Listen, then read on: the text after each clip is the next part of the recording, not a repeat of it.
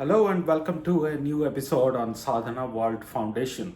As you know, we care about crafting young lives. We present experiences from our day to day lives and connect them with the wisdom which is embedded in our ancient texts.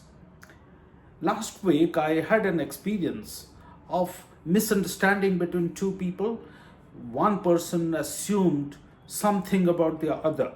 So I started thinking about it today.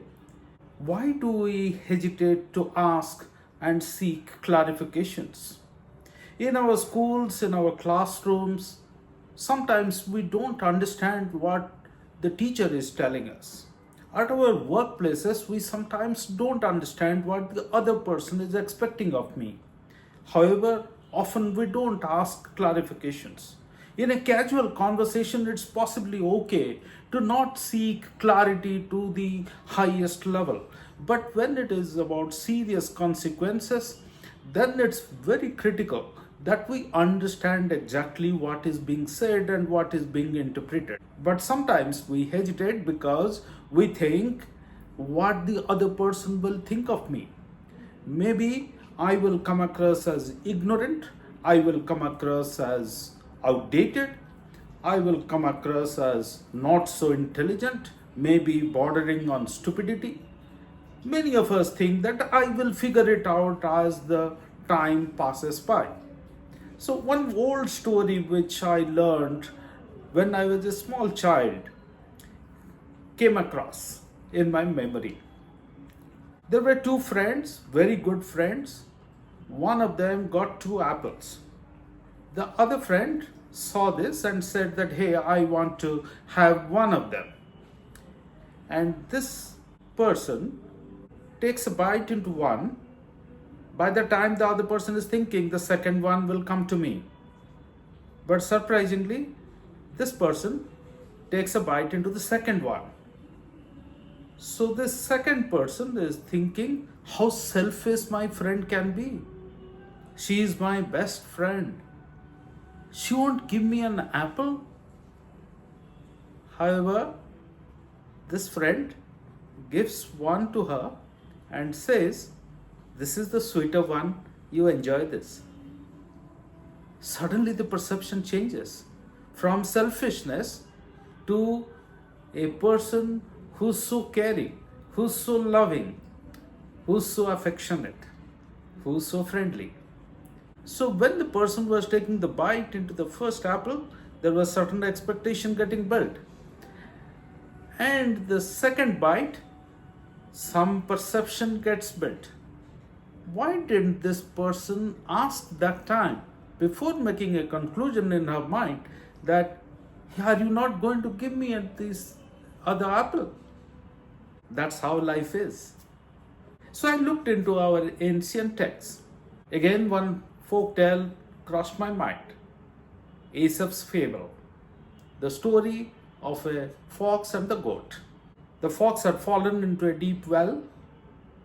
While he was in search of water, the fox was helpless, was not able to climb out of that well. A goat was passing by. The fox was, of course, wailing.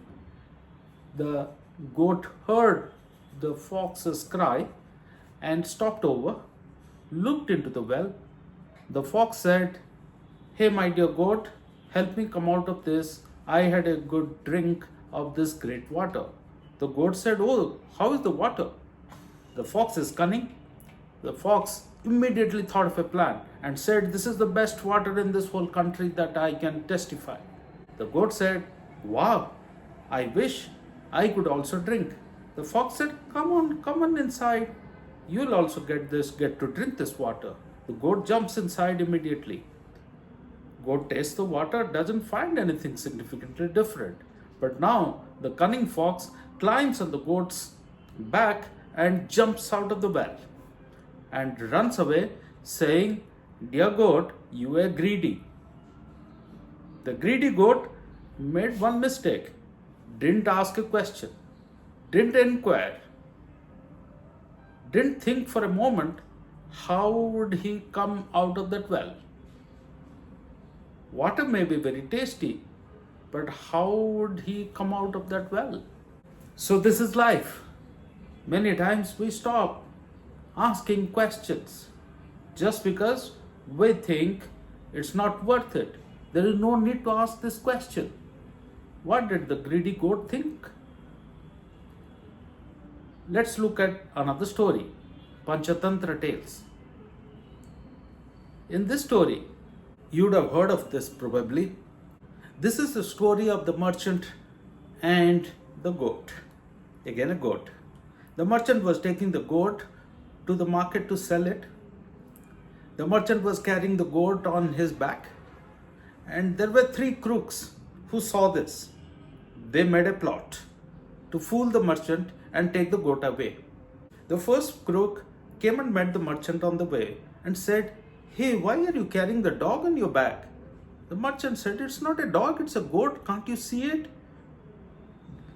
This crook says, "Oh, you are deeply mistaken. This is not a goat, this is a dog. Ask people around." But the merchant was very confident that he was carrying the goat. So he kept walking. The second crook came and said the same thing. "Hey, why are you carrying this dog on your back?" The merchant was a little confused. And the merchant didn't believe this person that he was carrying the dog. He was a little confused in his mind. He kept walking. The third crook came on the way and said the same thing. And now the merchant was really confused, was full of self-doubt. He was wondering whether some magic has happened. He thought he was carrying a goat, but everybody is saying that it's a dog. Nobody will buy the dog. So he leaves the goat down and gets rid of the burden that he was carrying.